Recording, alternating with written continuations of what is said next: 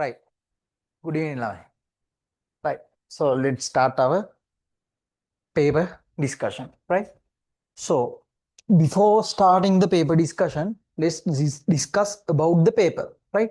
So let's discuss about the structure of the paper. Right. So so what do you know about the paper? We have two parts. Right. Part 1 and part 2. Right. So right. So we are going to sit for the A-level biology exam, right? Right. So our paper has two parts, part 1 and part 2, right?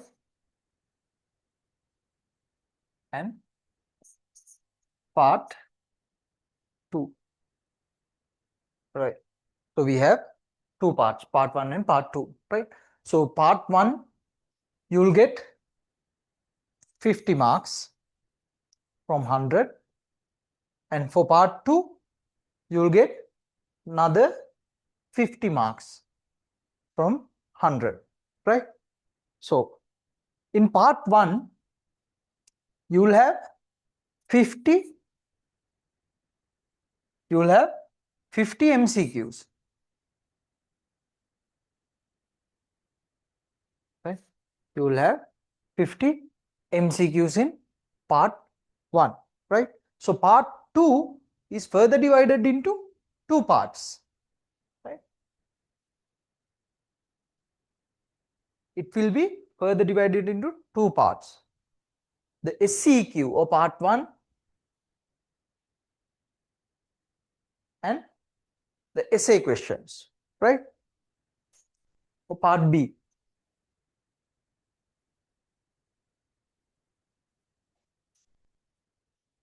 Right? So this is the basic structure of our paper, right? So we have part 1 and part 2. Part 1 with MCQs, part 2 further divided into part A and part B, right?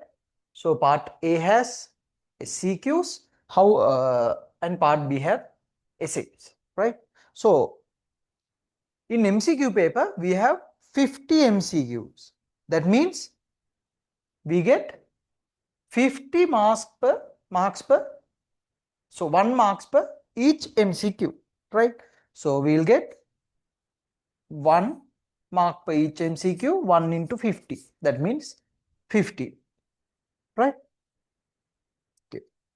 So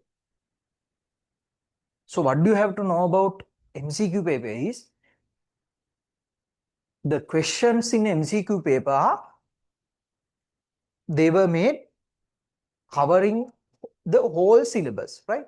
So to mark well in MCQs, you have to fluent in all the facts in all the units, right? So that not like part 2, right? So you have to have a good knowledge in, so good theory knowledge in whole syllabus, right? So MCQ part 1, you have 50 questions, right? So 1 marks will be allocated for one question, so you will get 50 marks. Then the MCQs are a bit different from O-level MCQs, right? So in O-level you got 40 choices per MCQ, but in A-levels you will get 5 choices. Sorry, in O-levels you get 4 choices, so in A-levels you will get 5 choices per question, right? So in MCQs you will have 5 answers to select. So එතකොට ළමයි මොකක්ද වෙන්නේ, if you are not knowing the answer, if you answer right randomly, so in O levels you will got 25% of chance to make a have the answer correct, right? But in A levels you will only get 20% chance for kanas, right? So kana ගහනවා නම් you will get only 20% chance in A levels, right? Okay. Alright. එහෙනම් කනා ගහන්න නෙමෙයි කියන්නේ හොඳේ. එහෙම ඒ කියන්නේ වාගේ උත්තරයක් නිකන් හරියන්න තියෙන chance එකත් සෑහෙන්න අඩු වෙනවා A levels වලදී. right? ඒකින් අනිත් එක තමයි මේ answers එහෙම දැන් අපි question කරද්දී ඔයගොල්ලන්ට තේරෙයි මේවා නිකන් ළඟ යන answers තමයි තියෙන්නේ. right? So then in structured essays you will get SCQs, right? So you have 4 SCQs, right? You will get 4 SCQs, right? You have to answer 4 questions, right? 4 SCQs, right? So for one MCQ you will get 100 marks. For one SCQ you will get 100 marks. That means for 4 SCQs you will get total 400 marks, right? For essays, right, you have to write 4 essays, right? So in here 50 MCQs, here 4 SCQs, you have to write answer 4 essays. For one essay you will get 150 marks. So for 4 essays you will get total 600 marks, right? Now what do you think? So total marks will be given to you, right, by the sum of these two parts. So you will get 400 from SCQs, then you will get 500 from 600 from essays, right? That means total 100, right? That 100 will total 1000, right? So that 1000 marks will be, right? So you will get total of 1000, right? Then that 1000 marks will be converted to 50 by dividing it from 20, right? So in essay questions, right? So in MCQ questions, in MCQs you will get 1 mark per 1 MCQ, right? 1 mark per 1 MCQ. So you will get 1 for 1 MCQ you will get 1 mark, right? That's clear. So from total 100, how many marks will you get from SCQ? From 1 SCQ you will only get, so from 1000 it's 400. That means when you divide it further, right? So from 1 SCQ you have to divide it from 20, right? So you will get 20 marks for these 4 MCQs from 100, right? So from 100 you will get 20 marks, right? Right? So from 100 you will get 20 marks. That means for one SCQ you will get only 5 marks, right? For one SCQ you will get 5 marks. For 4 essay questions from 100, 600 that should be divided by 20, then you will get how many marks for essays? You will get 30 from 100. That means for one essay question you will get 7.5 marks, right? 7.5 marks, right? So මේක idea එක තේරුම් ගන්න ඕනේ අපි MCQ essay questions වලට යන්න කලින්. So one MCQ you will get only 1 mark, right?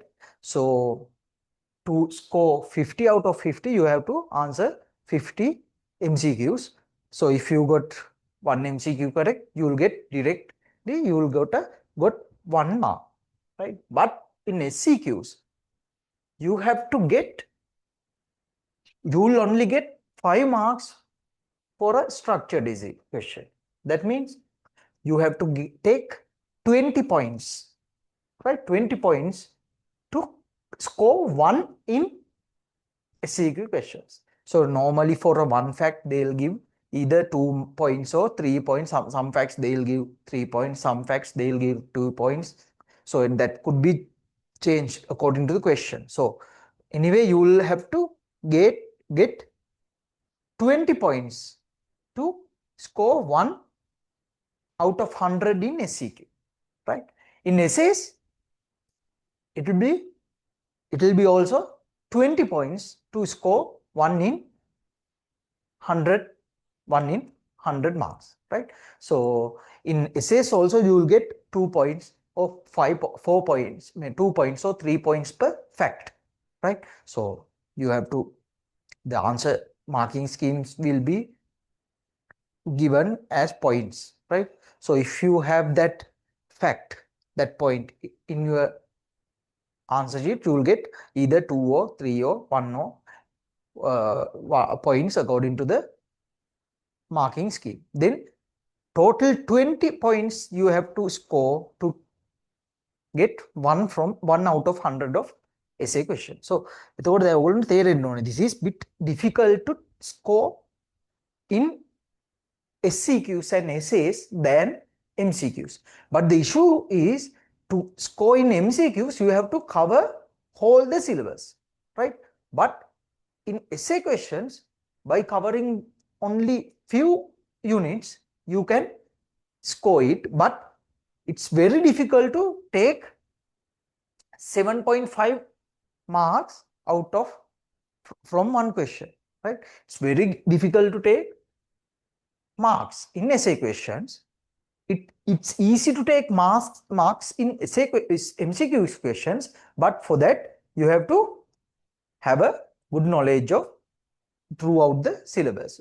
But for essays, you can answer by knowing few units in the syllabus, but to take marks you have to write all the facts that were given in your resource book, right? තේරුණාද ළමයි මේ paper එක ගැන ඔයගොල්ලන්ට ලියන්න තියෙන paper එක ගැන A level exam එකේදී අන්න මේකේ ගැන full idea එකක් නැතුව ඔයගොල්ලෝ exam එකට ගිහලා වැඩක් නැහැ. So we'll discuss other things, how you get questions in unit wise, how many questions you will get in the paper, other things we'll discuss when we are discussing the papers, right? So let's move to our paper. So I have given you the paper, right? It has 10 MCQs, right? One structured essay question and one essay question. All the questions were designed, all the papers were designed using past paper questions. So initially we are going to discuss the past paper questions according to the units, right? So it will be bit unit wise papers, right? But at last we are going to discuss whole papers, right? So mainly these questions were made based on the papers which were published in which were done in new syllabus from 2019 to 2023, right? So I preserved 2024 and 2025 papers to discuss as whole papers, right? So here we are going to discuss our first paper, right? So our first paper is, right? So right, so it's there,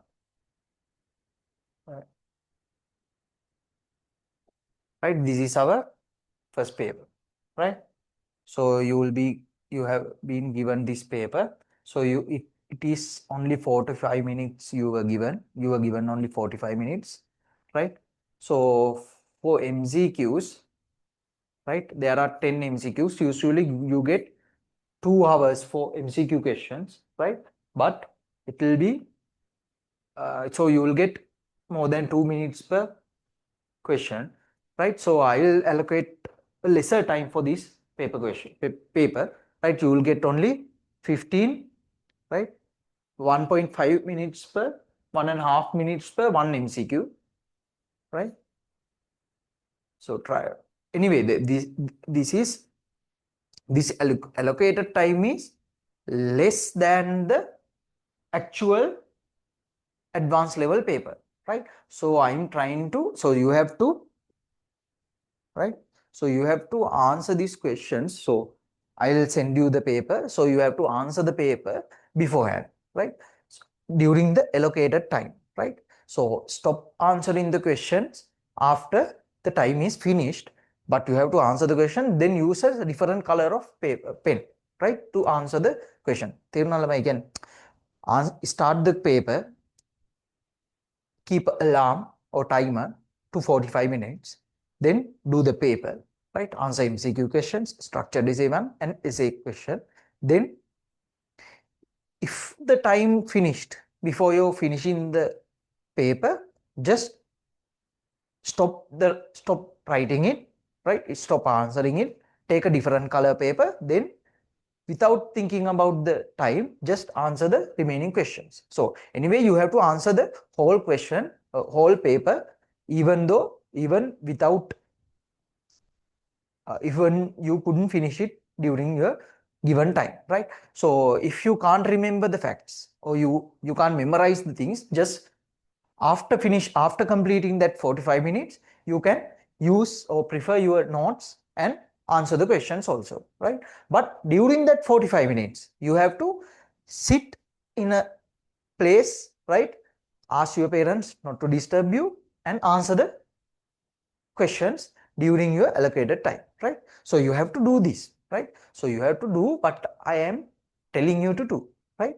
So without doing those things, it will be difficult for you to score more marks in your exam. So in my theory class and revision class, I always tell you that you have to go through mind maps each and every day. So if you have done what I have told you up to now, right? So you will, now you should be very fluent in all the facts of the syllabus that we have discussed in our classes. So if you have not gone through the mind maps each and every day, then you will get it difficult to answer these questions also, right? So anyway, let's start our class, right? So let's start the discussion from our first paper, right? So right, so this is our first paper, right? Right. So this is our first paper, smart paper 1, right? The allocated time is 45 minutes, right? So instruction, you have to answer all the questions, right? You have to answer all the questions, right? So this is, so you have in MCQ papers, you have two types of MCQs, right? In some MCQs, you just have to select one correct answer. But in some MCQs, there are some true, right? Some, so they are true and false type questions. So there are some answers which are true and there are some answers which are false. So according to the question that you have asked, you have to select. So if you ask what are the correct answers regarding this thing, so you have to find out the correct ones and you have to find out the false ones and select the directions which were given to you. So if in 5 answers, if A, B, D are correct, you have to answer, take the answer as 1 in your answer sheet.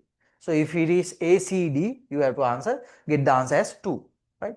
If A, B is correct, 3, C, D is correct. For any other responses or combinations or responses are correct other than this, then the answer should be 5, right?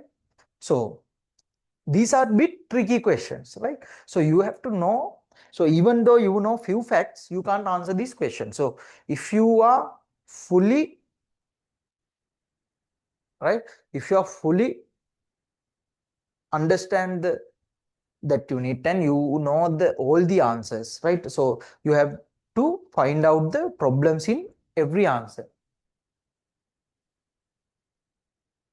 So there's a small problem in focusing the camera to the board. I'll magnify it when I'm discussing the questions, right? So if the camera is bit not focusing, right? So it change the focus, right? I have to correct it, right? I'll try to correct it from the next class, right? So this is the first things that you have to know.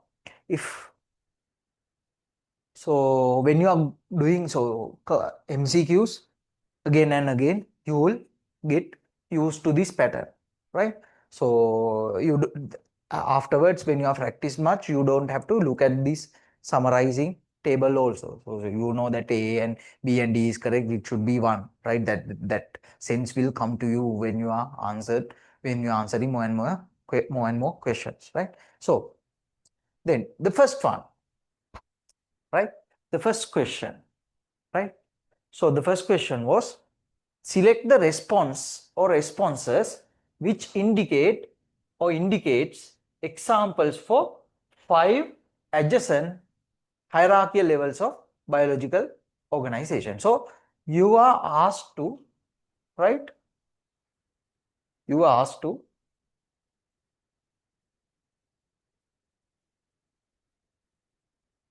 right.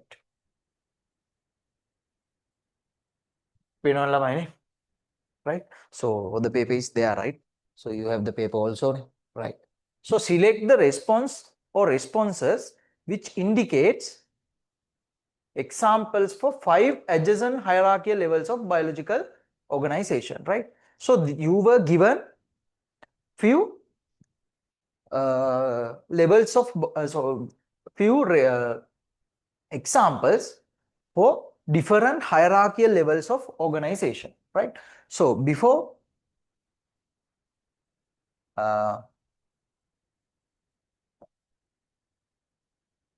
discussing about the question, let's go through what we have discussed in our unit, right? So in our lessons, when we are doing our lesson, so we have to so let's go through, right, the first unit, right? So this is introduction to biology, right? So this is the introduction to biology, right? So introduction to biology, give me a second, Lamai. Right. So we have discussed about nature, scope and importance of biology, right? Then biology, it's a study of living organisms. Then the concept of life, primary branches, area of study. Then we discussed about issues pertaining to biology. Biological diversity, right? Then human body and its function. Then sustainable use and management of natural resources and environmental. Then sustainable food production, right? Then plant life, disease and causes, solving legal and ethical issues, right? Then we discussed about the nature and organizational patterns of living things, right? Living world. Diversity, then about characteristics of organisms like code and organization, metabolism, growth and development, irritability and coordination, movement, adaptation, reproduction, hereditary and evolution. Then we told that non-living things, they may have 1 or more characters during their lifespan, might have 1 or more, but they don't have all of them. But living things have all the characteristics, right, during any at least in one stage of their life, right, during at some point of their life cycle, right? Then we have to discuss the what we have to know to answer this question is this hierarchical levels of organization of living things, right? So in a cell, the basic structure and function, the cell is the basic structural and functional unit of life, right? So the cell is the basic structural and functional unit of life, right? So in hierarchical level of organization of living things, the first one is a molecule, then organelle, cells, tissues, organs, systems, organisms, right? Then population, community, ecosystem and biosphere, right?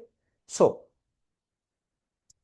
let's discuss few things about this hierarchical levels of organization first. So as a quick recap, right? So I have already teach you these things in my theory class and the revision class, right? So anyway, let's go through, right? Let's go through it very quickly, right? So in hierarchical levels of organization, the first one is molecule, right? So molecule.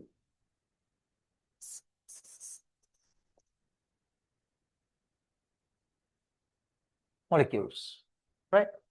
So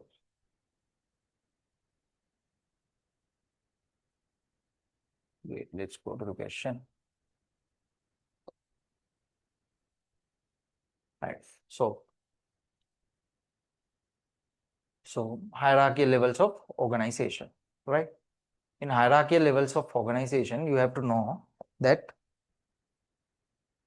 right?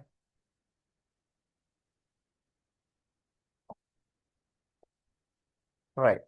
So what are the levels of organization? First one is molecule,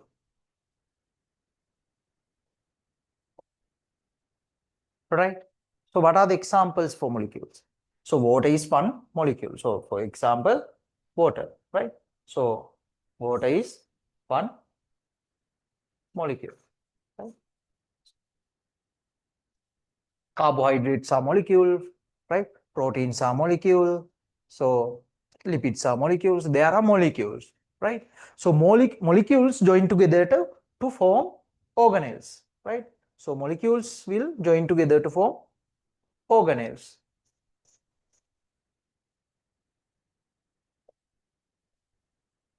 So what are organelles? So mitochondria is a organelle, right? So mitochondria is a organelle, right? Nucleus is a organelle, right? So organelles join together to form cells, right? So organelles will join together to form cells, right? Then cells will join together to form tissues, right? Then tissues will join together to form what? Tissues will join together to form organs, right? For example, the cardiac muscle cells, myocytes are cells. They join together to form cardiac muscle tissue. Those cardiac muscle tissues join together to form heart, right? So organs will join together to form what? They will join together to form, organs will join together to form systems, right? So cardiovascular system is the system that heart and other organs will join together to form, right? So systems. By joining of system, you will get a organism, right? So you will get human, right? It's a organism, right? So again, you have molecules, right? Different molecules join together to form organs. Different organs join together to form a cell, right? Or see, different cells will join together to form tissues. Different tissues will join together to form organs. Different organs will join together to form systems, right? There are different systems which are in total join together to form organisms, right? So human is a organism, right? So different organisms of same species join together to form a population, right? They will join together to form a population. So there will be many humans, right? We'll discuss the definitions of these different hierarchical levels when we are discussing about hierarchical levels in that unit, right? So populations, right? So then there will be, so different populations of different species will join together to form a community, right? So in community there are different species,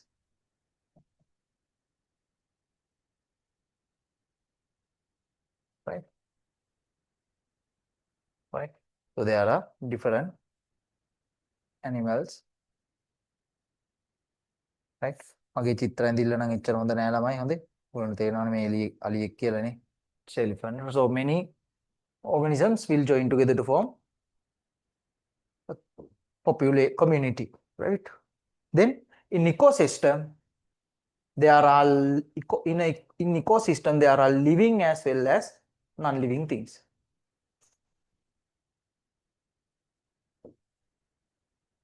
So there will be living as well as non-living things, right? So there will be a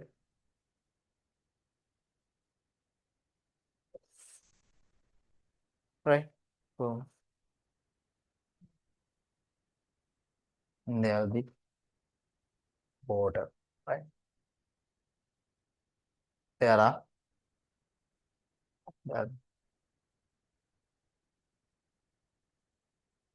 right. So this is a ecosystem, right? So ecosystems join together to form the biosphere, right? Biosphere is the total area in air, land and water where organisms are distributed, right? So these are the hierarchical levels of organization, right? So living things, right? So let's see what's the question, right? Right. The first one is cellulose, tracheids, xylem and phloem, right?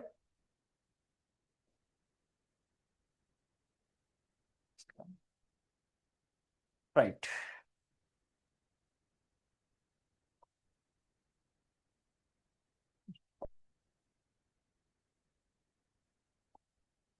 Right. So for that, to answer this question, you have to know that what there are hierarchical levels of organization. What are they? Right? They should be molecules, then organelles, then cells, then tissue. What is next? Tissue, organs, right? Then systems, right? So molecules, organelles, cells, tissues, organs, systems, and organisms, right? Then population, community, ecosystem, and the biosphere, right? These are the hierarchical levels of organization of living things, right? So let's discuss. So what they have asked, select the responses which indicate examples for 5 adjacents, right? That's the most important thing. They should be 5 adjacent, right? They should be 5 adjacent hierarchical levels of biological organization. So they should be included in these hierarchical levels, but they should be adjacent, right? So let's see the cellulose. What is it? Cellulose it's a molecule, right? It's a molecule. Correct. Tracheids, right? They are, so give me a second. Right? So what is a tracheid? Right? It's a cell, right? Tracheids can be seen in vascular tissues, right? Xylem. So tracheid is a cell, right? Xylem is a tissue. Root is a organ. Plant is a, right? So, right? So it's a organism, right? So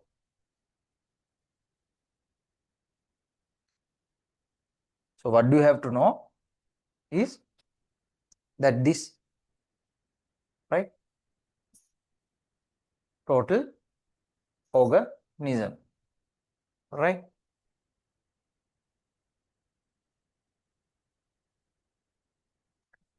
Right. So let's see cellulose is a molecule, then it should be a organelle, but tracheids are cells, so it's wrong here, right?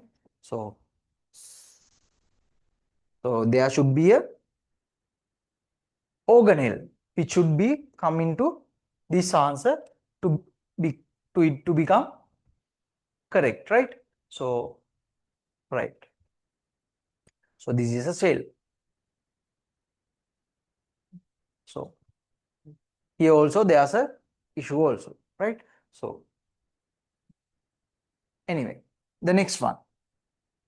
Let's see the next one.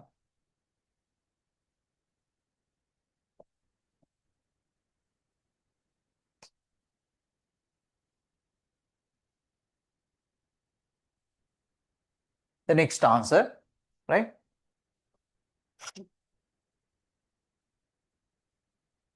Right. DNA, nucleus, neuron, brain, nervous system, right? So first one is wrong, right? The second one, DNA, nucleus, neuron, brain, nervous system. So let's see whether it's correct or not, right? So DNA. DNA is a molecule. DNA is a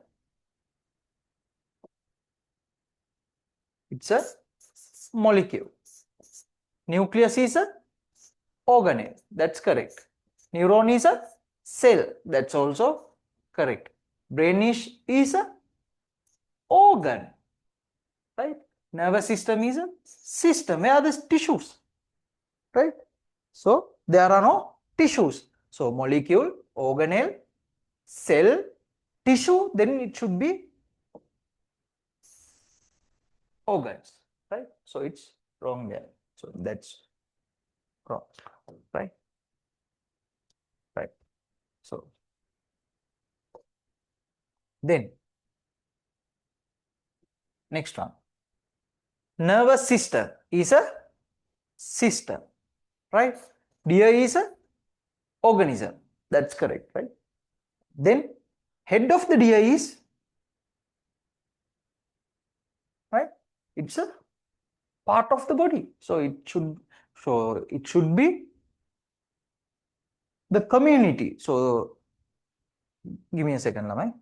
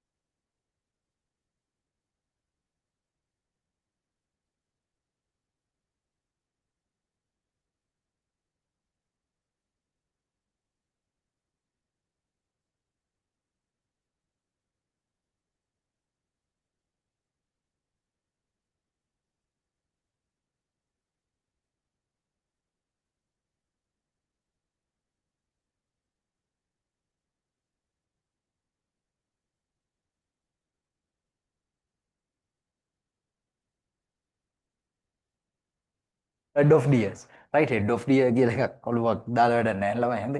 මේ printing mistake එකක් හොඳේ.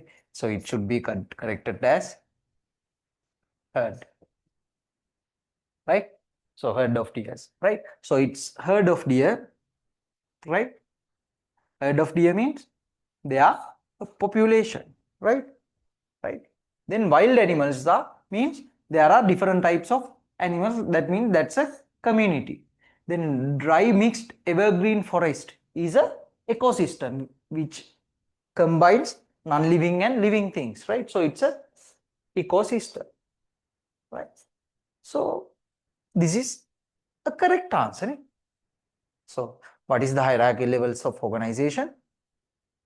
Or first one, molecule, organelle, right? Molecule, organelle, cell, tissue, organ, system, organism, then population, community, ecosystem, and biosphere. Right here, it's systems, organs,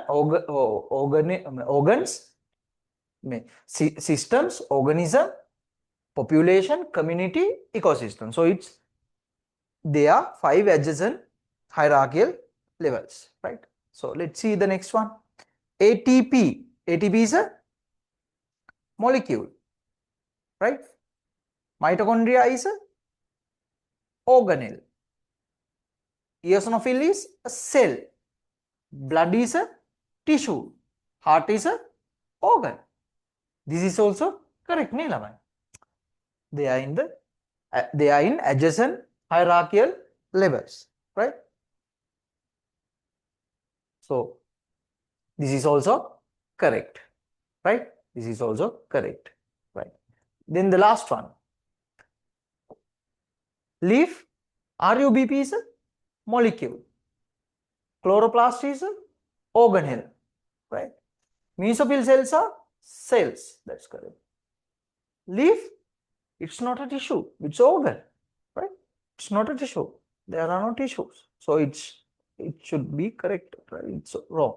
So after cell, there should be a tissue, right? Not organ. Right? Okay.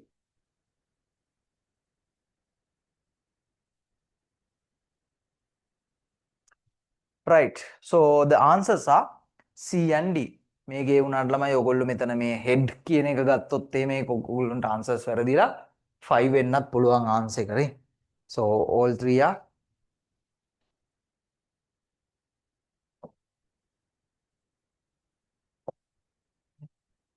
so here the correct answer should be right C and D, right? So the answer should be 4, right? Answer should be 4. If you have mistaken this head, right, head of the deer, then you will get only B corrected, then your answer should be 5, right? So now marks are not that much important, right? So that's what you have to know about the first question, right? Give me a second, right? Then let's move on to our second question, right? 2 characteristics that can be seen only in living organisms are, right?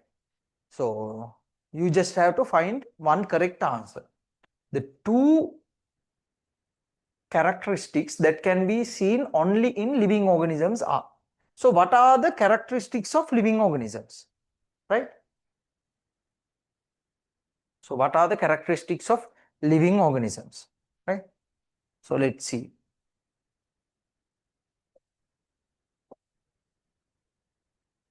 Okay, right?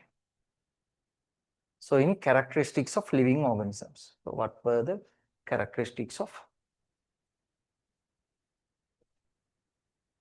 So these are the characteristics of living organisms that we have discussed, right? Order and organization. What is the meaning of order and organization? Right, from molecular level to biosphere, there's a order and organization. That was there when we discussed previous question, right? Then metabolism. Metabolism is sum of all chemical activities, sum of catabolic reactions and anabolic reactions. Then growth and development, right? So growth means irreversible increase in dry mass, right? Development is irreversible changes occurring during the lifespan. These are 2 consequent processes.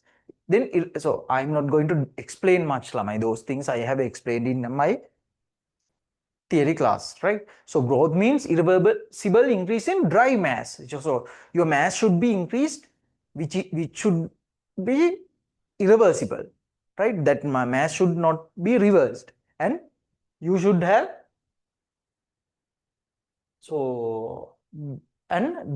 you should increase the dry mass, right, without water, right?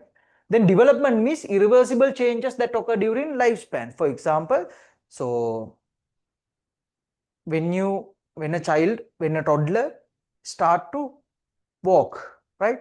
So that right, that characteristic, right, or that change when a toddler start to walk, they won't go back to previous stage. Then when they start to walk, they then start to run, right? Those are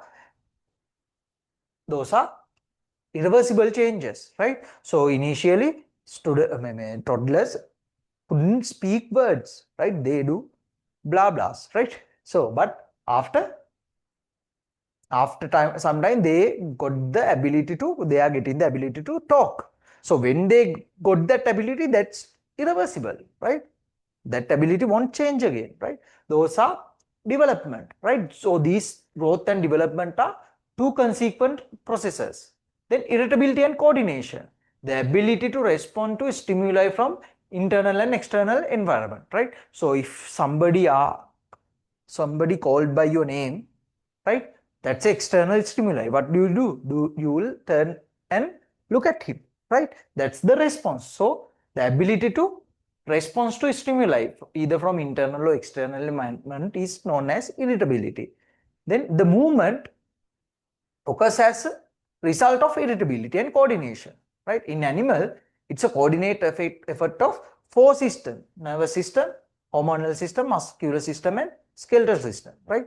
So these four systems are involved in movements of organisms, right? Then the adaptations are peculiarities or changes in structure, physiology, and behavior promote survival and reproduction, right? So these peculiarities in structure, physiology, and behavior. So for example, if you started a laboring work, right, work as a manual labor, right? So just think you are going to start work as a manual labor. So what do you do? So you are going to lift heavy weights. So while what will happen? Your structure, physiology, and behavior will be changed. Your structure will be changed, right? So then the structure of the muscles, right? Size of the muscles, right? And the strength of the muscles will be increased. Then the physiology will be increased. You will get more blood to those muscles, right? Blood supply will be changed, and your behaviors will be changed, right? According to your job. That's adaptation, right? So it promotes survival or reproduction, right? Then reproduction is the ability to produce offspring for continuous existence of species. That's, those things, right? Then heredity and evolution. For that, we need genes. Genes are the ones which control specific physiological, morphological, or behavioral characteristics of organisms. So your structure, right? Morphology, right? How you look, your physiology, how your systems work, and your behavior are mainly depend on these genes, right? Genes control these specific physiological, morphological, and behavioral characteristics of you, right? And these genes which control these things will pass on to the next generation. Evolution is ability of organisms to change over time as a result of genetic modifications. In adaptation, it's not a genetic modification, but this evolution, it's a genetic modification. You are changed due to a genetic modification. So that information will pass to your next generation, right? That means that information will move on to your next generation, right? Because they are differences in your genes, right? Right. In non-living entities, they may have one or more characteristics, right? In non-living organisms, they might have non-living things that they might have one or more characteristics like growing, moving, right? But they don't have all of them. But living organisms, they display all the characteristics simultaneously or at some point of their life. So let's move on to our question, right? So in our question, right? So we were asked two characteristics that can be seen only in living organisms are What are the two characteristics which are seen in only in living organisms, right? So let's see. Right. Right.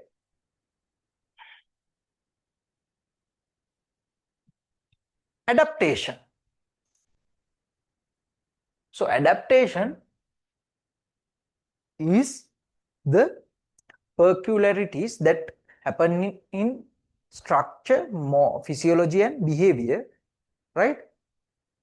As a, right, which promotes survival and reproduction, right, in particular environment. That's adaptation, right? So usually adaptation happens in living things, living organisms, right? So usually most of the time, so usually non-living things can't adapt, right? But non-living things can grow. So this is correct, right? This is correct, but this is wrong.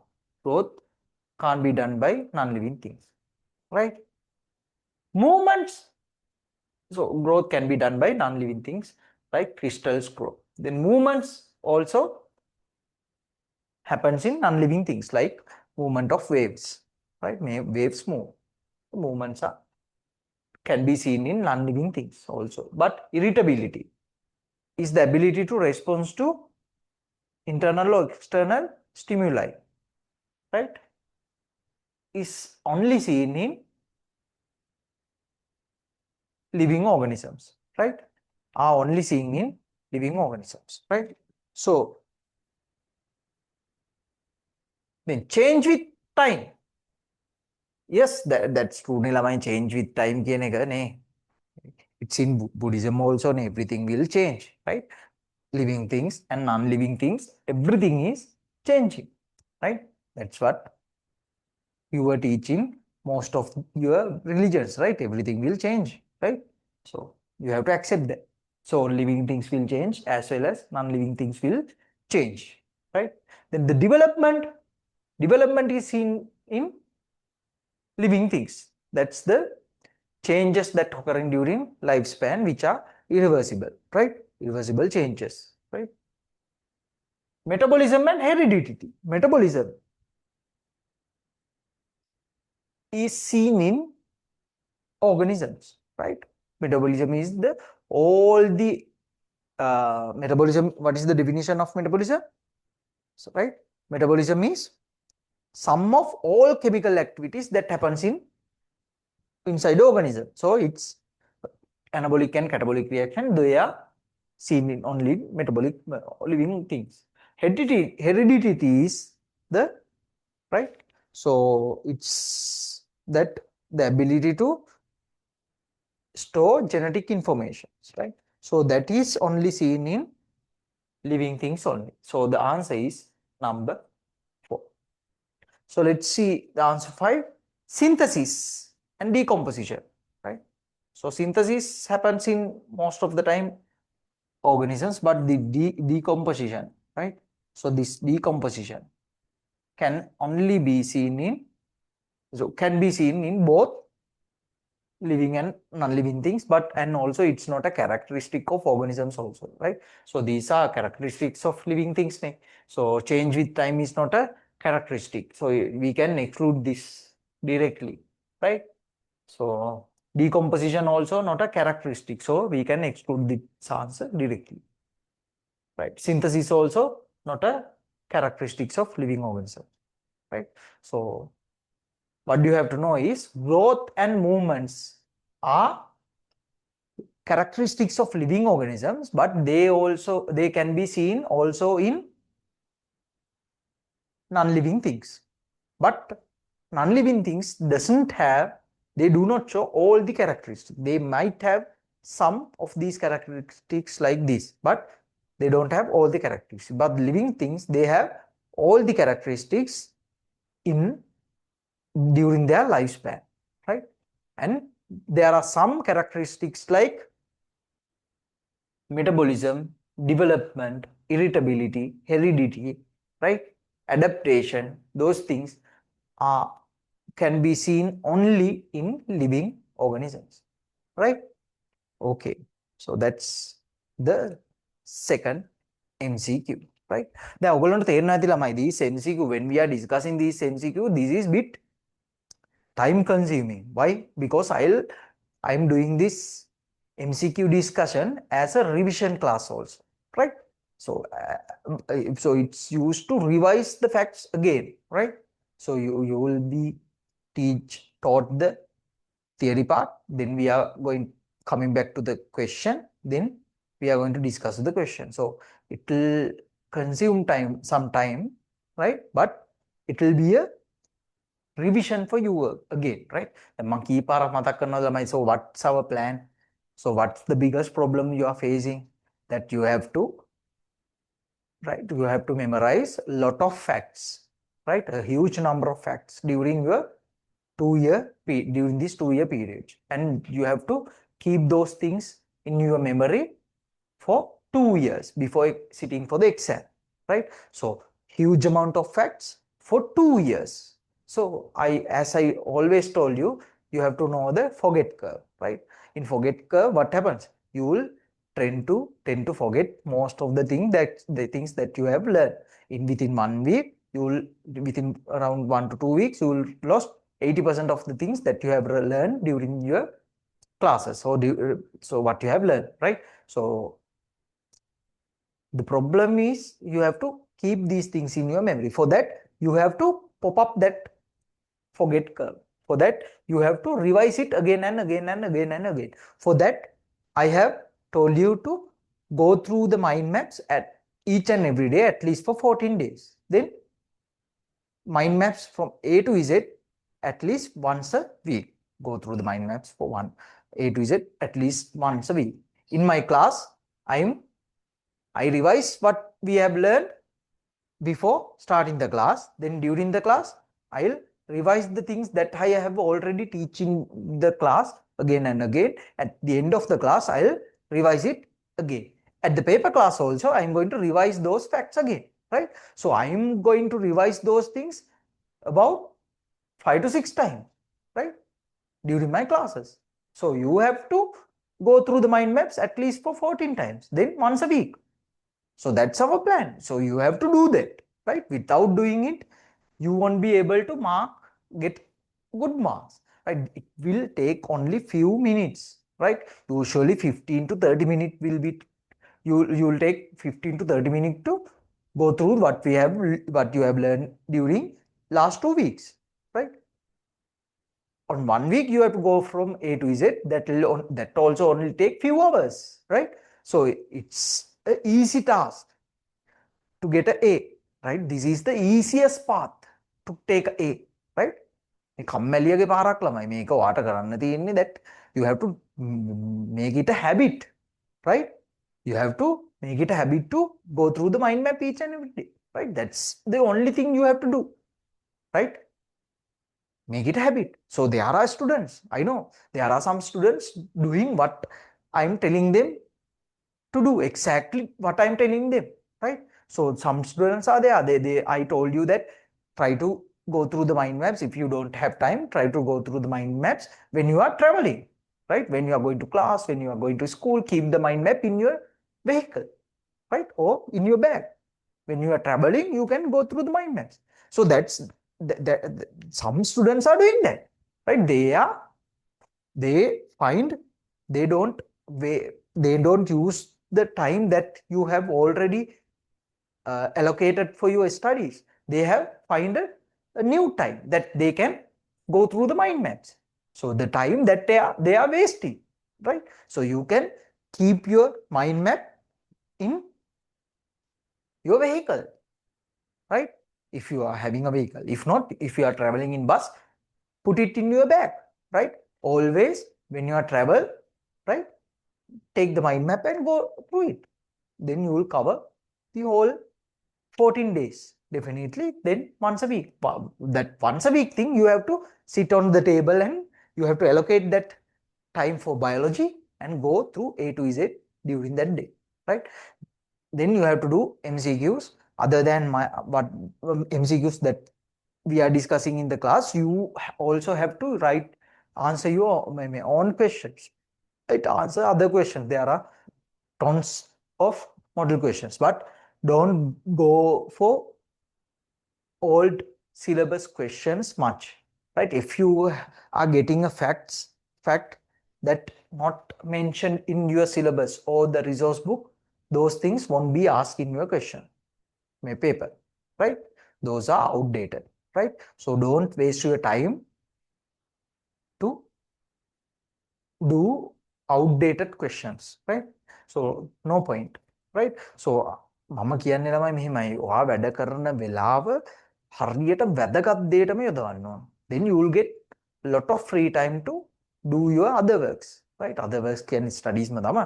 So biology කරන වෙලාවට ඔයා biology චුට්ටක් උදේ. So I have already almost all the time I am telling you that to selected to a medical faculty,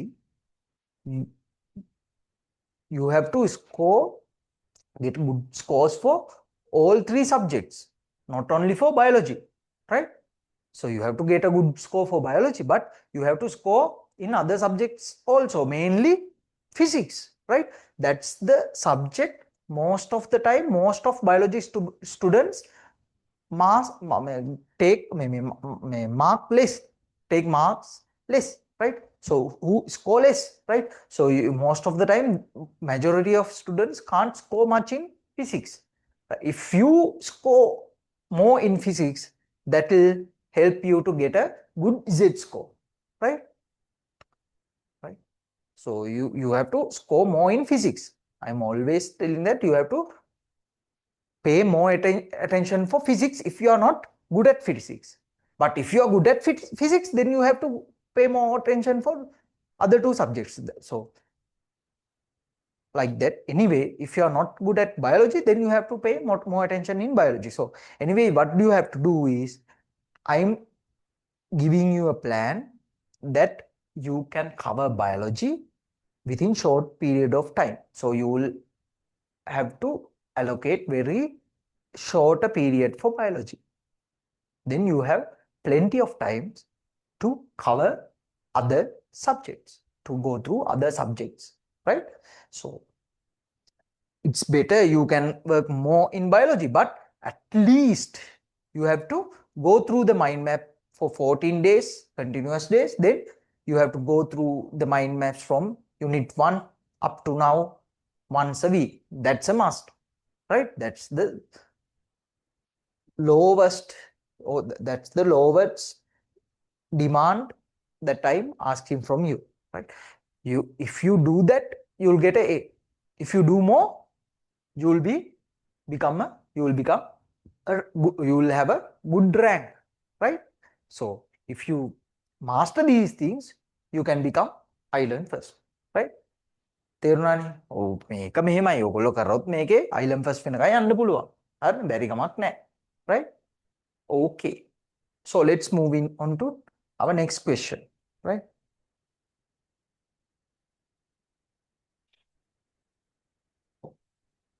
Right, our next question is,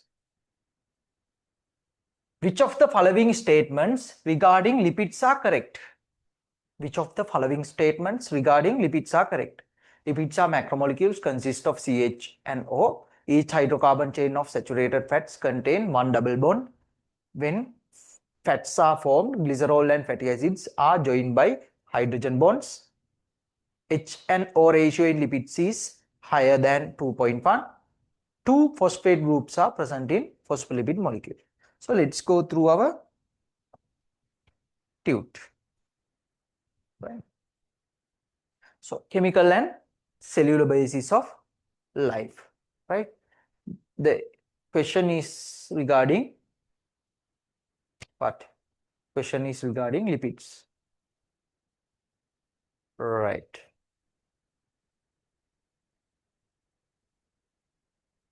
Right. So these are lipids, right? So lipids, what are the characteristics of lipids?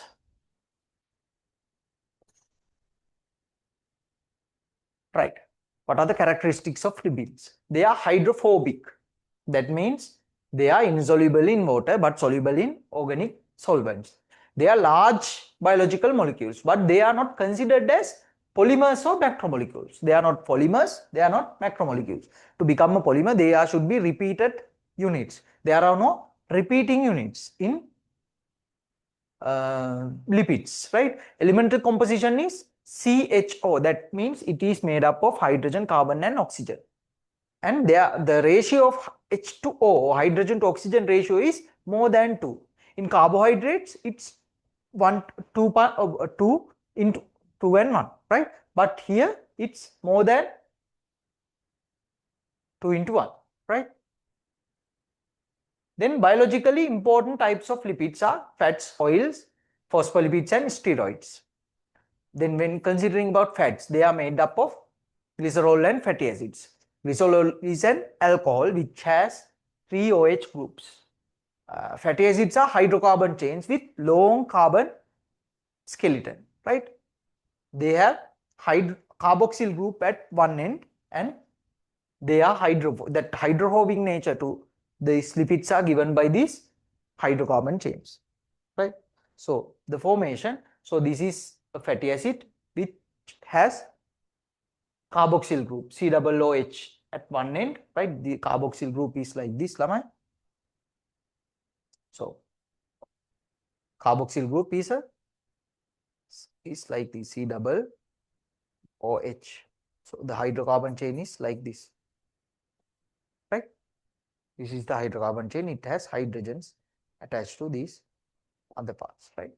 So this is the carboxyl group, right?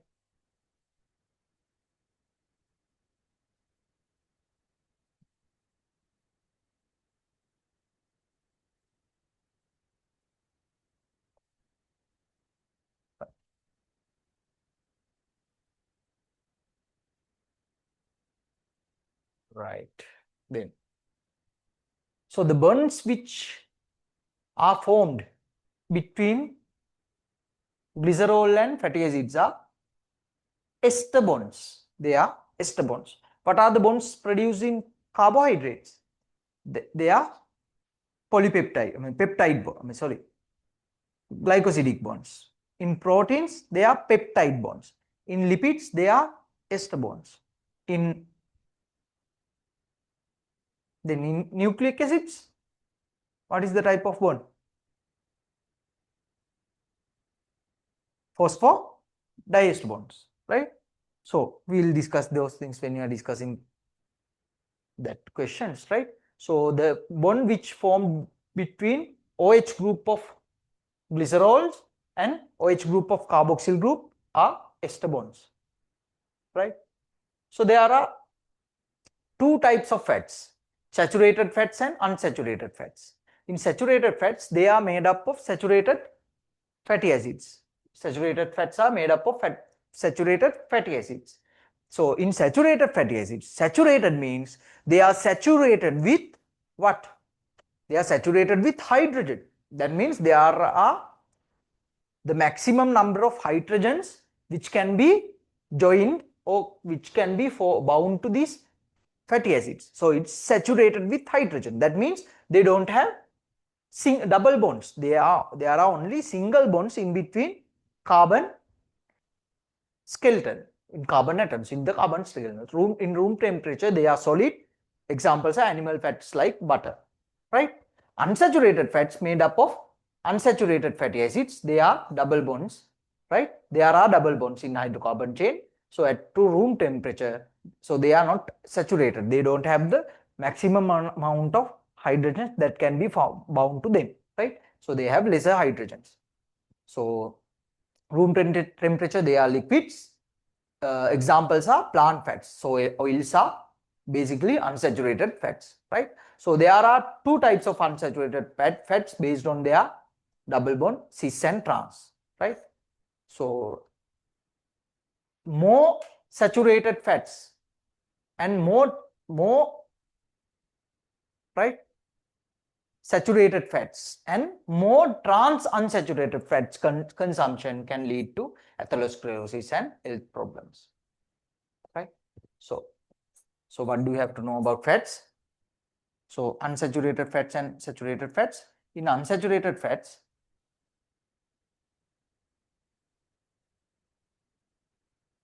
right? In unsaturated fats, there are carboxyl groups which has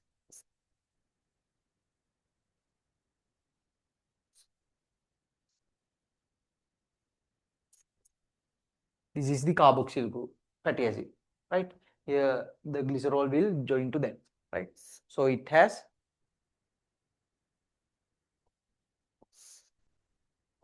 carbon skeleton.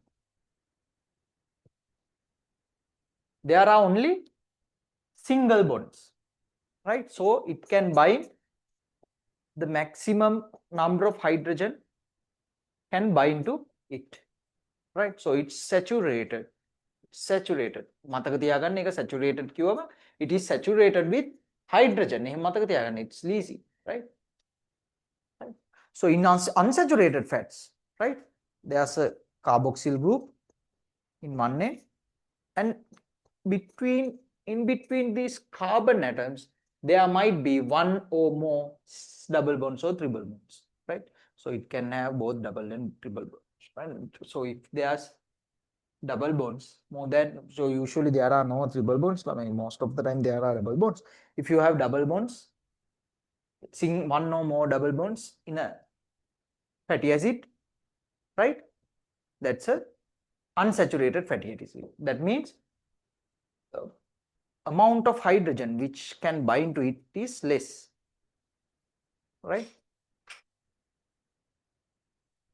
So you only can, so only one hydrogen can be bound to this. Why?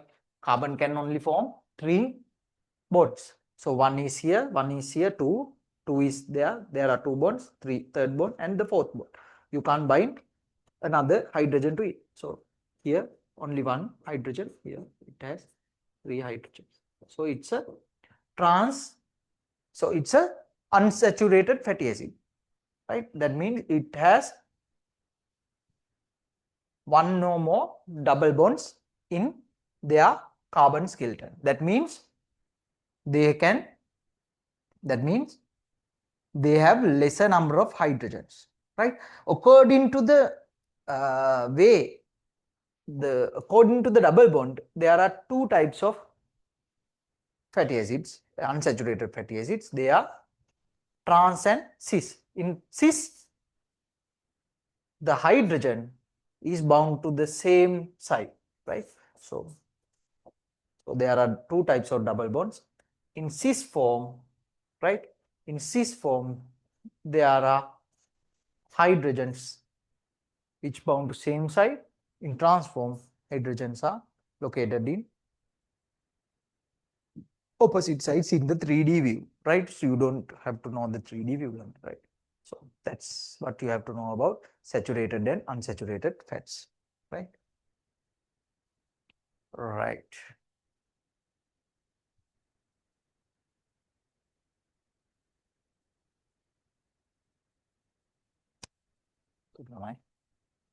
Right. Then what else you have to know about this lipids? That's fact. Then you have to know about phospholipids, right? It's the major component of the cell membrane. Phospholipids are the major component of the cell membrane. They are composed of hydrophilic head and a hydrophobic tail, right? Which is made by choline, phosphate, and so usually glycerol.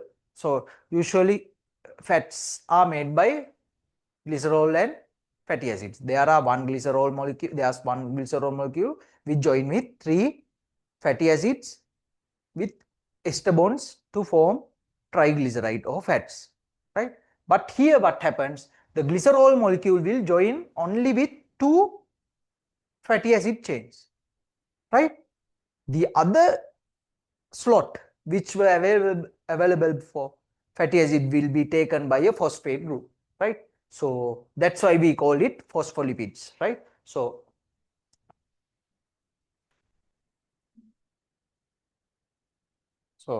what you have to know about phospholipids, that they have that glycerol molecule which bind with two fatty acids. To the other slot, it will bind to a phosphate group. Sometimes this phosphate might have a small polar or charged molecule like choline, right? So this phosphate, right? So that phosphate is the one which gives that molecule the negative charge. So it makes the phospholipid molecule hydrophilic, right? So there might be additional polar molecule or small charge molecule that is attached to this phosphate group, and the two ends become different, right? Tail become hydrophobic due to these hydrophobic hydrocarbon chains, and the head become hydrophilic due to its phosphate group and its attachment, right? What are the functions of fats? Fat act as a reserve for energy. Fat reserve as energy source. So triglycerides are energy sources. They maintain fluidity of plasma membrane. So cholesterol and phospholipid help to maintain the fluidity of plasma membrane, and they are component of animal cell membrane, both cholesterol and phospholipid. In plant cell membrane, they are lack of cholesterol, right? They and act as signaling molecules like hormones, right? So those are the things that you have to know about lipids. So let's see what we have been asked in the question, right? So in question, which of the following statements regarding lipids are correct? So we have to find correct statements, right? So let's see what are the statements that are correct.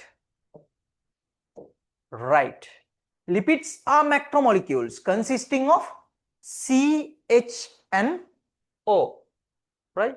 So lipids are macromolecules. Look, is it correct or wrong? It's wrong, Lamai. Lipids are not macromolecules. They are not macromolecules. They are not biopolymers, right? They don't consider as macromolecules. So it is wrong. But it consists of C, O and H. That's correct. This is correct. OCH is there. That's correct. But they are not macromolecules. That's wrong. Right? Okay. The second one. Each hydrocarbon chain of saturated fats contain one double bond. Right? So, each hydrocarbon chain of saturated fat contain one double bond. That's wrong. Saturated fats doesn't have double bonds. Right? So, it's wrong. It should be corrected as unsaturated fats. But if it is there as unsaturated fat, it is also wrong. Why? It tells you that each hydrocarbon chain of, so just think it is here, it's unsaturated. Unsaturated. Now, is it correct? Still it is wrong. Why? So just think, each hydrocarbon chain of unsaturated fats contains one double bond. That's wrong. Not one double bond, one or more double bonds, right? It should be corrected as one or more. ළමයි ඕගොල්ලොත් මේ වැඩේ කරන්න හොඳේ. ඕගොල්ලෝගේ paper එක තියෙනවන්නේ. Paper එකේ ඕගොල්ලෝ print out එකක් ගන්න ඕනේ හොඳේ. print out එකක් ගන්න ඉතින් නැත්තම් බෑනේ කරන්නේ. ඒතර පේපර් එකේම ඕගොල්ලෝ when you are answering, so try to, so during you are when you are answering in mainly in true and false ones, right, answers, you have to mark the false thing then and there when you are answering the question, right? So then when you are checking back, so in MCQ paper you will have plenty of times to go through the MCQs again, right? When you are going through the MCQs again, you are now, then you don't have to think more, as you have marked the incorrect things in your paper itself, right? So then you are rechecking the answers. You don't have to think much because you have marked the problem or marked the incorrect fact, and in your paper in our class you can replace it like this with the correct one, right? So So then මෙමයි ළමයි MCQ වල පොඩි තැන් තමයි ළමයි මේගොල්ලෝ වෙනස් කරන්නේ. හරිනේ මේ පොඩි දේවල්. දැන් බලන්න. If you have gone through the mind map, right? In the mind map, these are the blanks, right? So these are the blanks. Each hydrocarbon chain of fat contains one or more double bonds. That's our mind map, right? If you have gone through the mind maps of MCMMA lipids, it won't be difficult for you to answer these MCQs, right?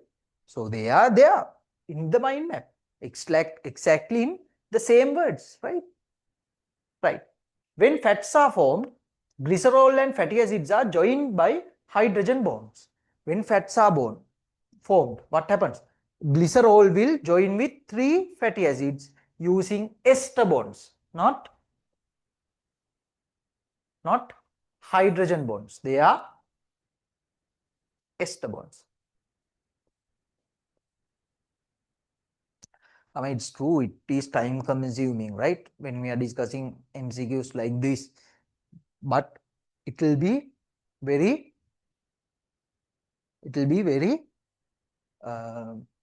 useful for you, because I am going to go through the theory again in this class, right? So it revise the theory again for you, right? ඊට පස්සේ ඔයගොල්ලෝ මේ mind map එක miss වෙච්ච තැන තියෙනවා නම් ආයි බලාගෙන යන්න ළමයි හැමදාම බලාගෙන යන්න මිස් වෙච්ච තැන තියෙනවා then you can catch up, right? Catch it, right? So then the next one, the hydrogen and oxygen ratio in lipids is higher than 2 to 1. That's correct, right? That was there. In carbohydrate it's 2 to 1. In lipids it's more than 2 to 1. That's the correct answer. That's the correct answer, right? Then 2 phosphate groups are present in phospholipid molecules, right? That's wrong. There are only 1 phosphate group present in phospholipid molecule, right? There are only 1 phosphate group, right? Phospholipid molecule එක ගත්තොත් there is glycerol molecule and 2 fatty acids and 1 phosphate, right? Only 1 phosphate group, but there are 2 fatty acids in phospholipid molecule, right? So that's all about that MCQ, right? So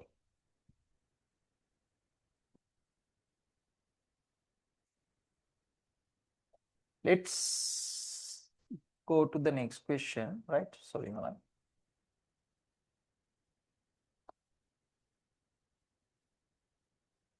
Next question, which of the following is a non-reducing sugar, right? So before discussing about this question, let's have a small break of, right? Small break. It's 9 o'clock. So I started 7:13 lamai.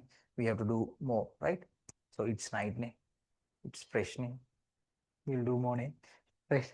So definitely I won't be able to finish the paper today lamai itself. So let's discuss the rest of the paper in next week, right?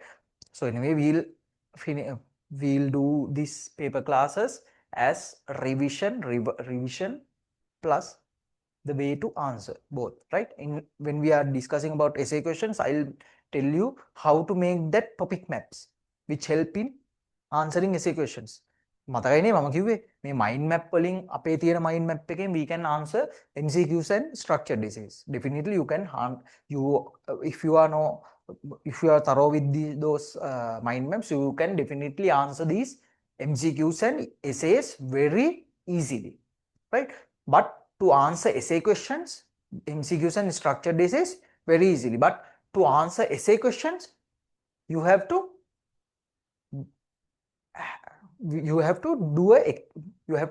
give a extra effort to make mind maps. So make topic maps from those mind maps. I'll teach you the exact way to make topic maps from those mind maps, right? Then you have to practice it. So it won't be enough, right? The questions that are discussed in this class won't be enough, right? So you have to make topic maps to the almost all the parts that can be asked in your essay questions, right? That means the whole syllabus, right? You have to make your own topic maps using those mind maps that I have given you, right? So there are plenty of places that can be asked as essay questions. If you have asked a essay question, you have to write all the facts. To that, you have to practice topic maps, right? I'll teach you how to make topic maps when we are discussing essay questions, right? Then you have to practice it, right? So okay, so it's 9 o'clock. Let's restart the class at 9:10 p.m., right? Have a 10-minute break and come back.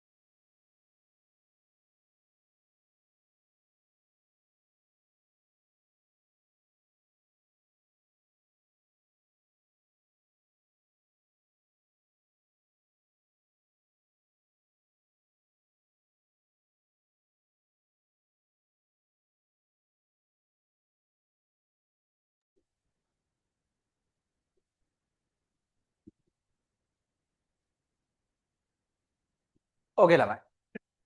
So previous questions were also asked in previous A-level papers, right? So in the first question we have discussed, it was in 2022 A-level, right? The second question, which about the characteristics of life, from 2023 A-level, right? The third question, which we have discussed about lipids, it was from 2022 A-level, right?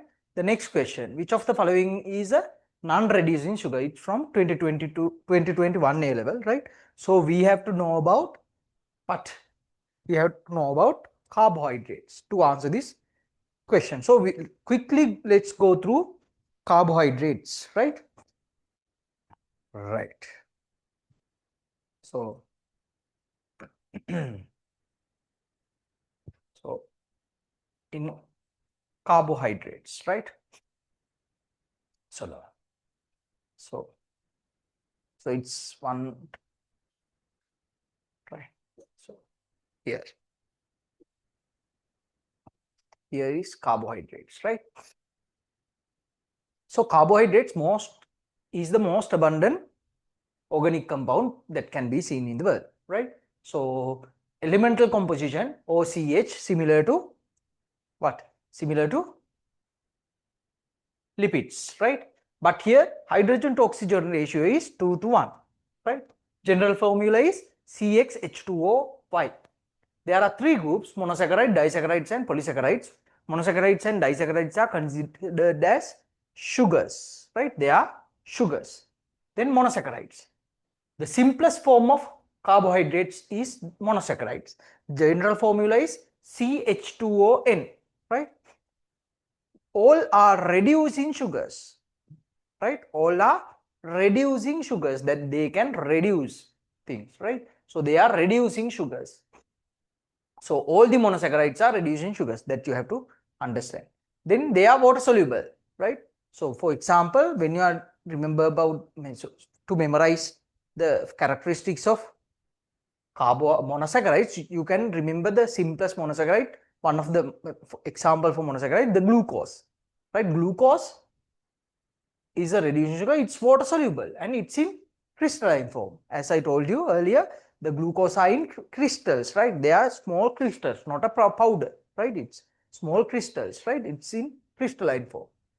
And according to there might be carbon atoms, 3 to 7 carbon atoms can be found in monosaccharides. When there are 3 carbon atoms, we call it triose. Example is glyceraldehyde, that phosphoglyceraldehyde, right? Which can be found in, we find it out in photosynthesis, right? Then when there are 4 carbon atoms, we call it tetrose. Erythrose is the example. It is very rare in nature. Then when there is 5 carbon atoms, we call it pentose. Ribose, deoxyribose and ribulose are pentoses. Ribulose, where do you get ribulose? In photosynthesis. Then hexoses, glucose, fructose, galactose are hexoses. Those are monosaccharides, right?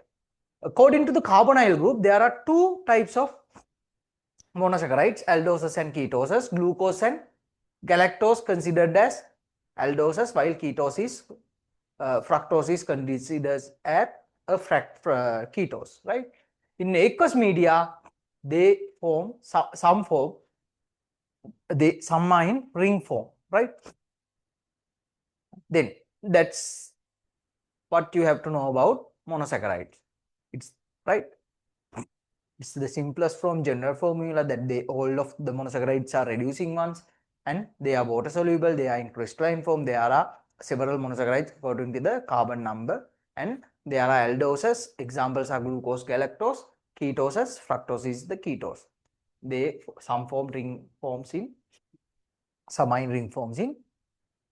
aqueous media. That's what you have to know about monosaccharides. Disaccharides, sugars. They are formed by joining 2 monosaccharides by glycosidic bonds, right? So the bond which was there in carbohydrates are glycosidic bonds. So 2 monosaccharides will join by a glycosidic bond to form a disaccharide, right? So in monosaccharide, there are so this is a hexose, right? In a hexose, there are C6, the formula in hexose is C6H12O6.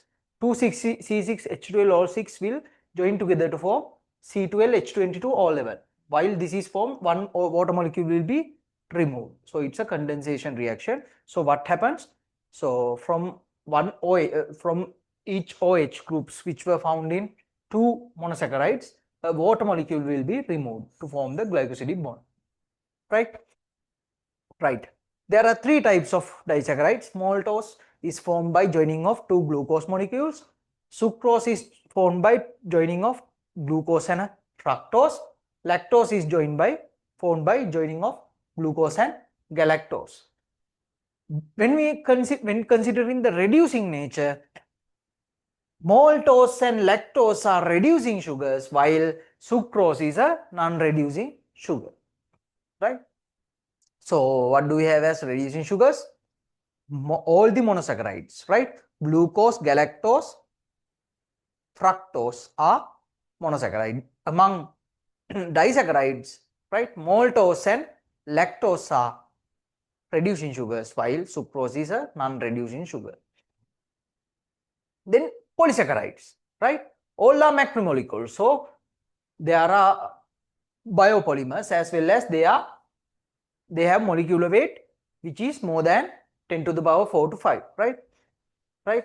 There are few hundred to thousand monosaccharide subunits which join together to form a carbohydrate polysaccharide, right?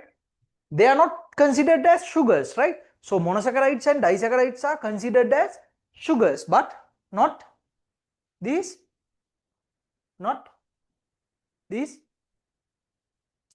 polysaccharides, right? They are water insoluble. So when you are remembering monosaccharide, just remember starch, right?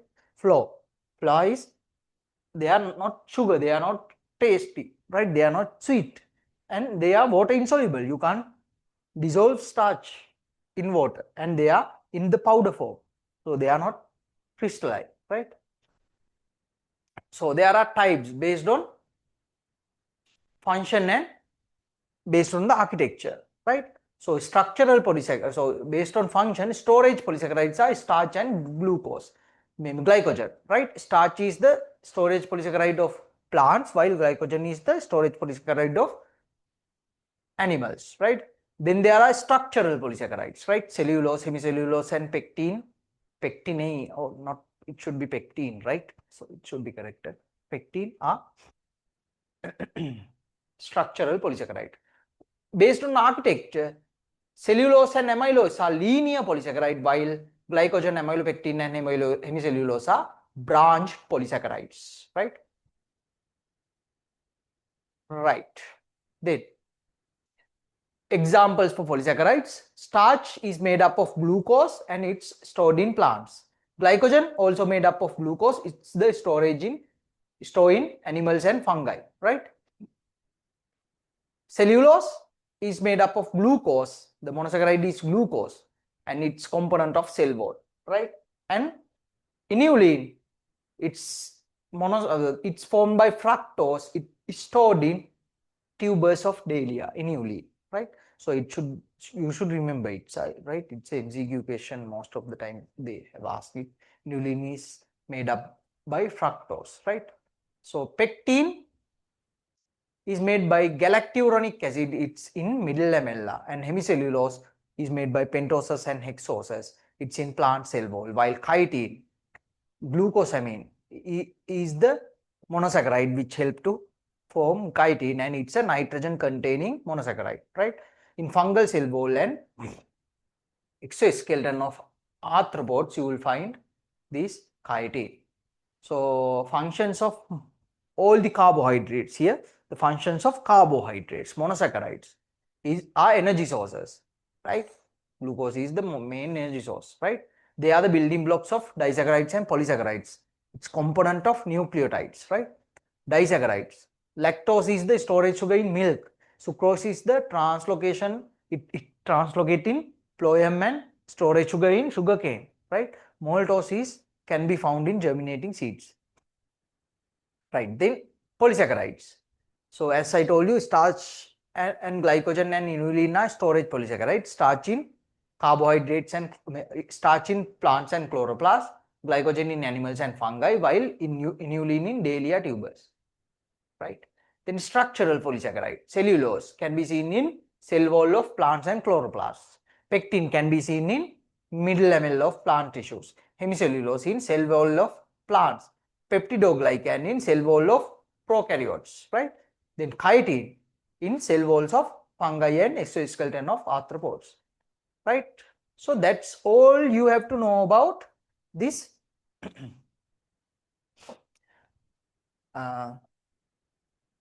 so that's all you have to know about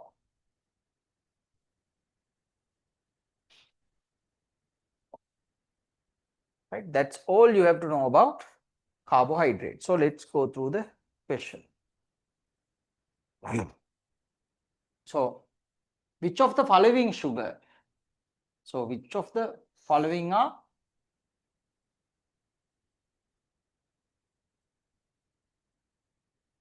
which of the following is a non-reducing sugar? So they ask us the non-reducing sugar. So what is the non-reducing sugar? As I told you, monosaccharides, disaccharides and polysaccharides. So monosaccharides, what are the examples? Glucose, galactose and fructose. What are the disaccharides? Maltose, then lactose and sucrose. What are the polysaccharides? Cellulose, right? There were plenty of polysaccharides, right? Hemicellulose, pectin, right? Glycogen, all are right? So all are carbohydrates, examples for carbohydrates. While among them, so give me a second, Naman. So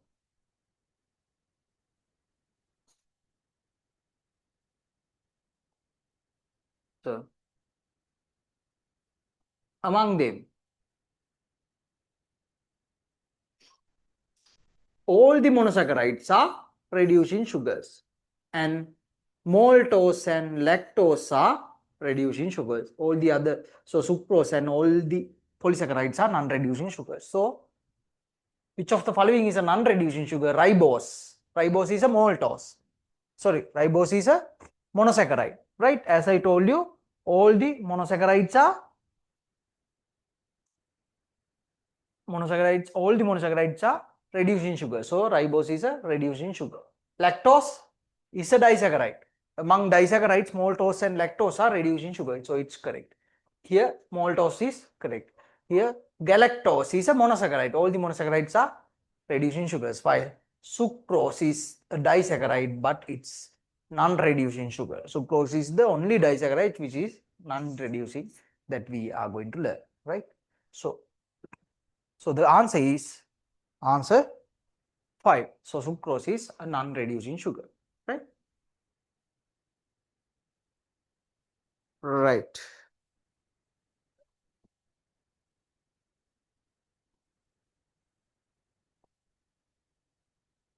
So that's about the question number 4.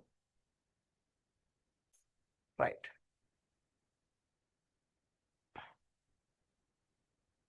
Right. The question number 5.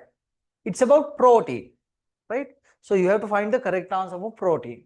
Form a secondary structure due to disulfide bonds are made up of 26 different amino acids.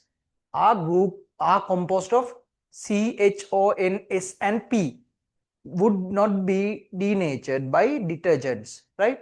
Contribute to transport of material. So that's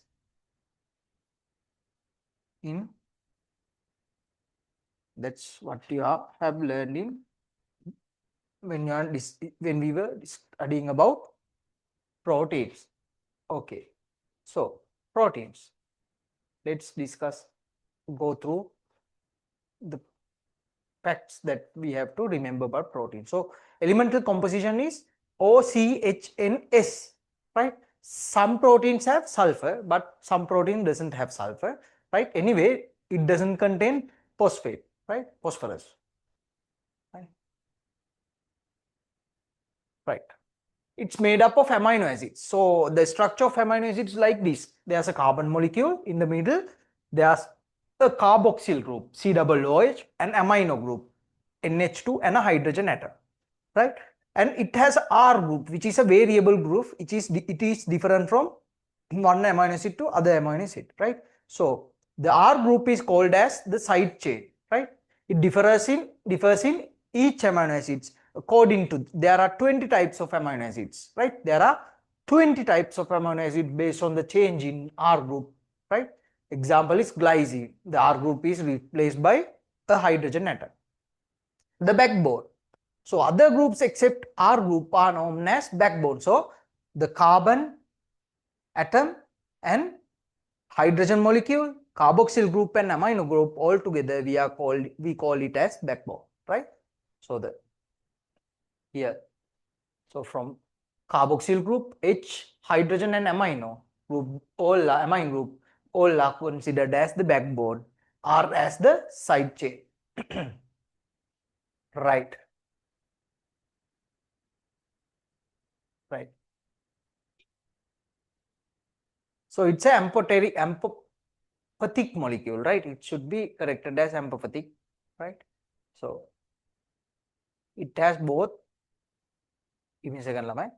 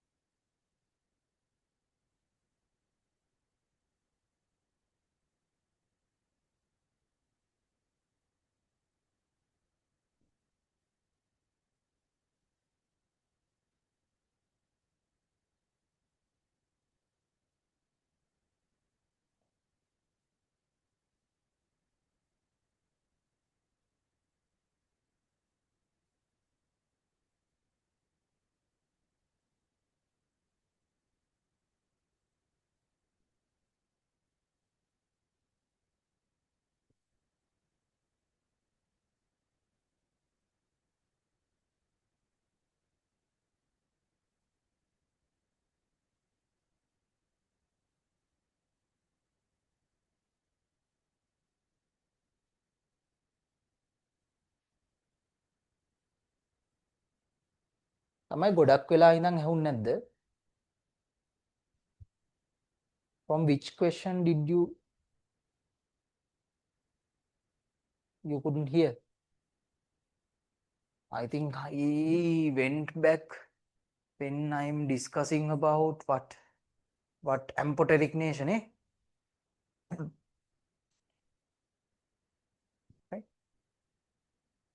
I think,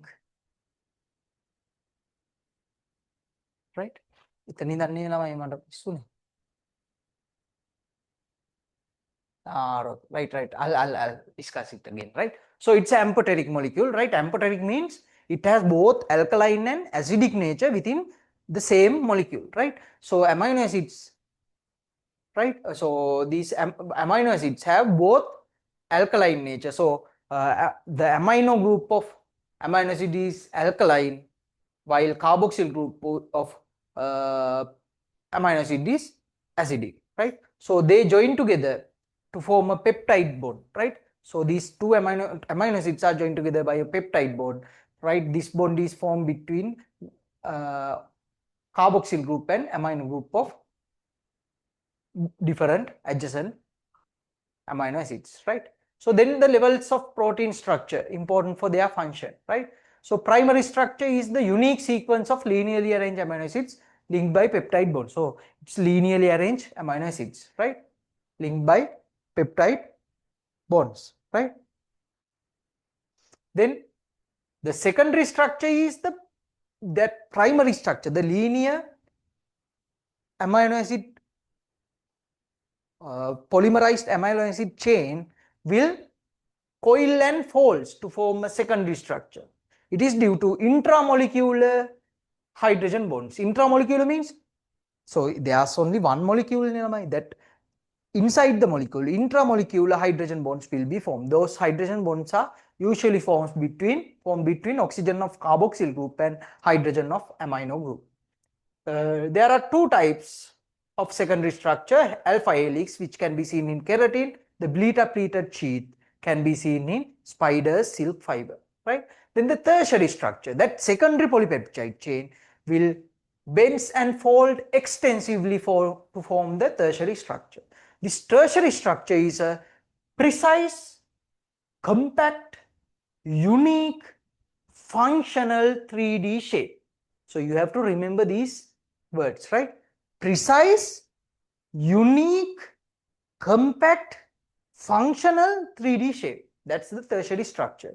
That 3D structure is formed by interactions between R groups, right? So there are interactions between R groups of different amino acids like hydrogen bonds, disulfide bonds, ionic bonds, and van der Waals interactions, right? So most of the enzymes, myoglobin, albumin, are tertiary. They have this tertiary structure. Then we discuss about the quaternary structure. So two or more polypeptide chain aggregate forming one functional protein is known as the quaternary structure, right? So these separate chains are called protein subunits. These separate chains are called as protein subunits, right? They are held together by inter and intramolecular interactions.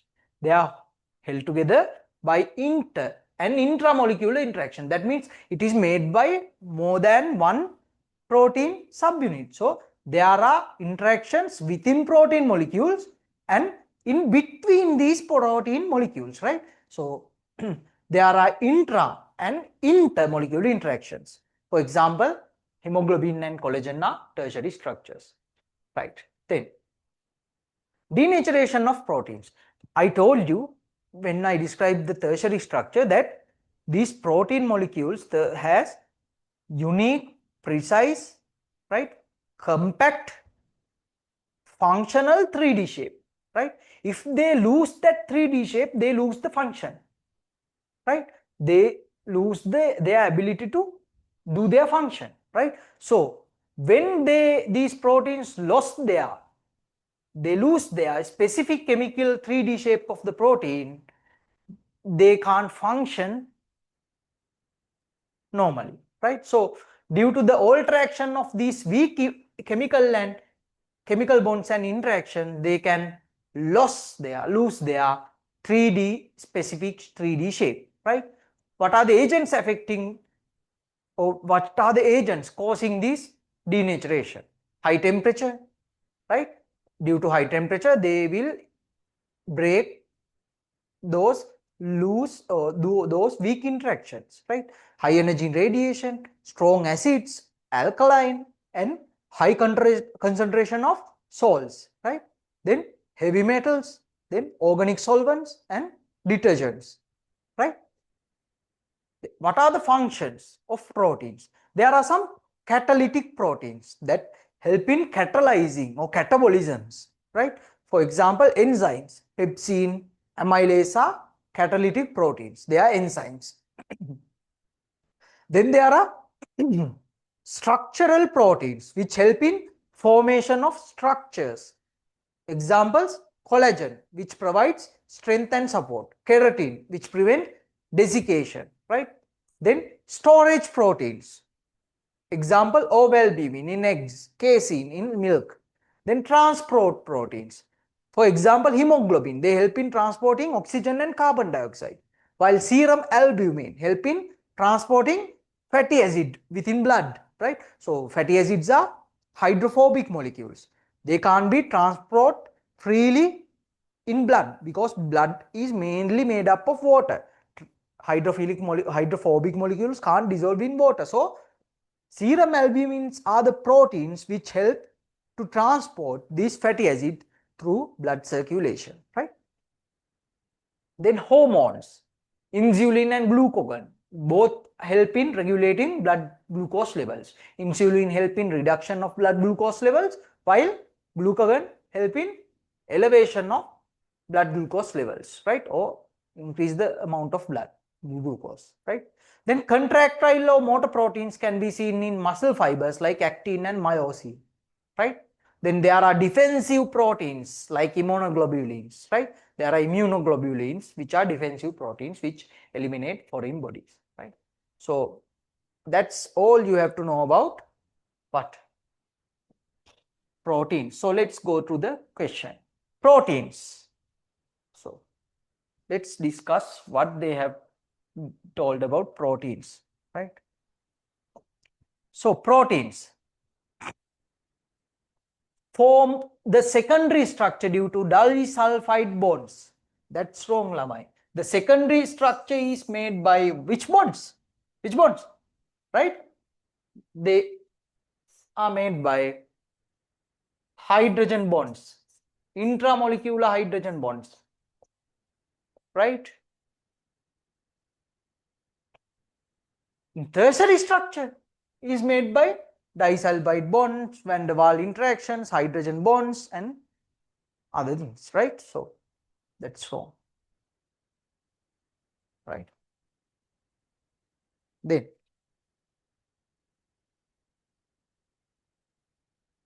so disulfide bonds can be found in tertiary structure, right?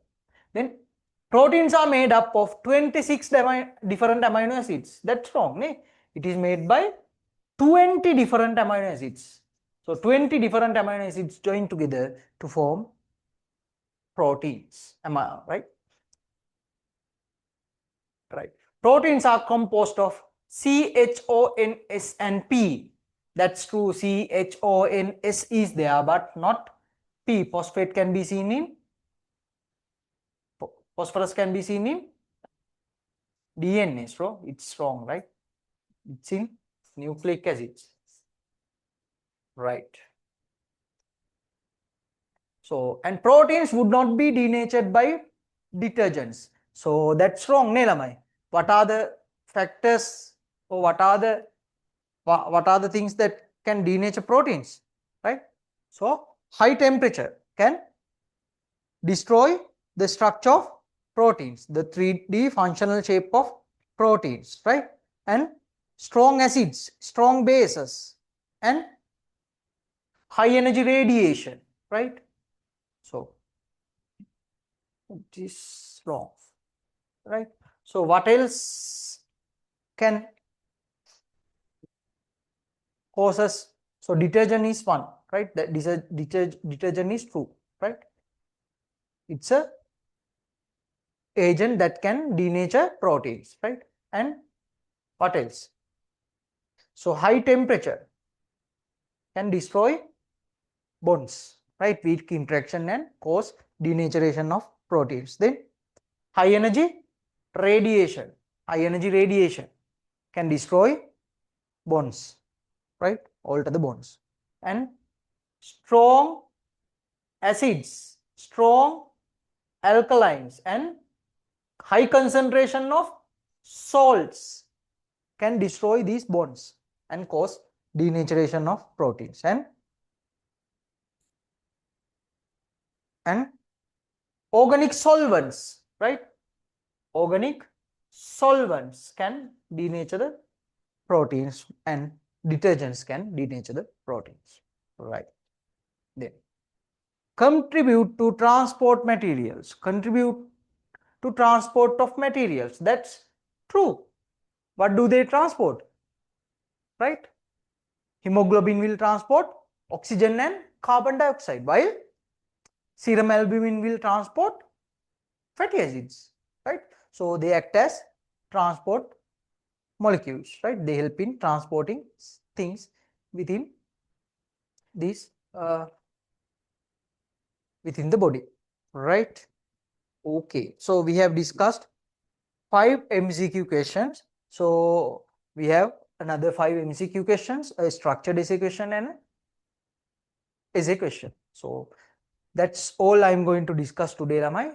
So from next week, so in next week, let's discuss the remaining parts of this paper, right?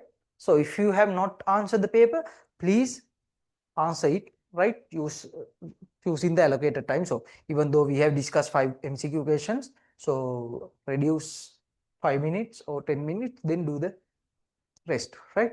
So that's all for the day, right? So please go through the mind map each and every day. Please go through these questions. So we'll do another paper discussion on next Friday, right? So let's meet on next Tuesday from our theory and vision classes, right? Until that, good night, love.